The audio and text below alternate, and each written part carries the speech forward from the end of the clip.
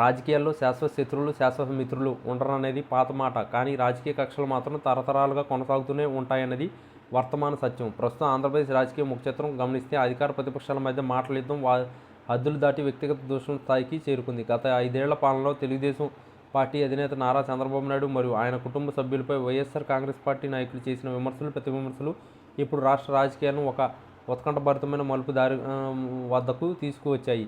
ముఖ్యంగా నగరి మాజీ MLA RK రోజా మరియు చంద్రబాబు నాయుడు మధ్య దశాబ్ద కాలంగా నడుస్తున్న పచ్చగడ్డి వేస్తే బొగ్గుమనే వైరం ఇప్పుడు క్లైమాక్స్ చేరుకున్నట్లు కనిపిస్తుంది. అసెంబ్లీ సాక్షిగా తన కుటుంబ గౌరవానికి భంగం కలిగిందంటూ కన్నీరు పెట్టుకున్న చంద్రబాబు నాయుడు చేసిన ప్రతిజ్ఞను నెరవేర్చుకునే క్రమంలో అడుగులు వేస్తున్నారు.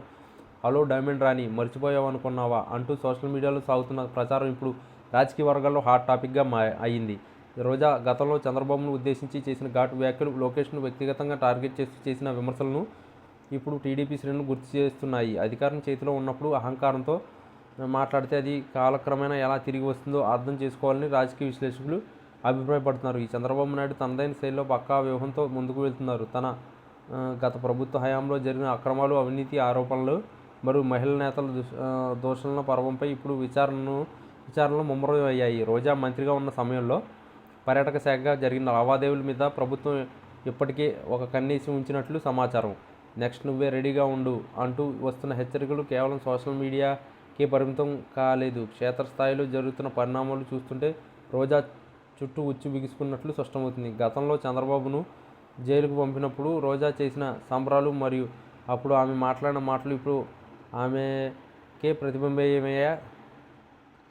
ప్రతిబంధకమయ్యే సూచనలు కనిపిస్తున్నాయి. రాజకీయాల్లో గెలుపోవటంలో సహజం, కానీ వ్యక్తిగత హనానికి పాల్పడినప్పుడు దాని పరిణామాలు ఎంత తీవ్రంగా ఉంటాయో ప్రస్తుత పరిస్థితుల్లో అర్థం పడుతున్నాయి. చంద్రబాబు నాయుడు సాధారణంగా మితభాషి అయినప్పటికీ తన పరువుకు భంగం కలిగించిన వారిని వదిలిపెట్టే ప్రసక్తే లేదని ఆయన తీర్పు ద్వారా స్పష్టం చేస్తున్నారు. ఇకపై రాజకీయాల్లో కేవలం సంక్షేమ పథకాలు మాత్రమే కాకుండా నైతిక విలువలు కూడా ప్రాముఖ్యత సంతరించుకుంటాయి. రోజా వంటి నాయకురాలు తన వాగ్దాటితో ప్రత్యర్థులను ఇబ్బంది పెట్టడంలో సిద్ధహస్తురాలు అయినప్పటికీ ఇప్పుడు అదే వాగ్దాటి ఆమె ఇరకాటంలో పడేసిందా? డైమండ్ రాణి అన్న పదజాలం గతంలో ఆమెను పొగిడినందుకే వాడారా, లేక అవహేళన చేయడానికి వాడారా? కానీ ఇప్పుడు మాత్రం అది ఒక సెటైరికల్ వార్నింగ్ లాగా మారిపోయింది. రాష్ట్ర వ్యాప్తంగా సాగుతున్న రాజకీయ ప్రక్షాళనలో భాగంగా తప్పు చేసిన వారు ఎవరైనా సరే చట్టానికి సమాధానం చెప్పాల్సిందేనని ప్రభుత్వం గట్టిగా చెప్తుంది. వచ్చే రోజుల్లో రోజా రాజకీయ భవిష్యత్తు మరియు ఆమెపై రాబోయే చర్యలు ఆంధ్రప్రదేశ్ రాజకీయాల్లో ఒక కీలక మలుపుగా మారుతున్నాయి. బాబు చేసిన ఈ ఫైనల్ వార్నింగ్ వెనుక ఉన్న అంతరార్థం ఏంటో త్వరలోనే బహిర్గతం కానుంది.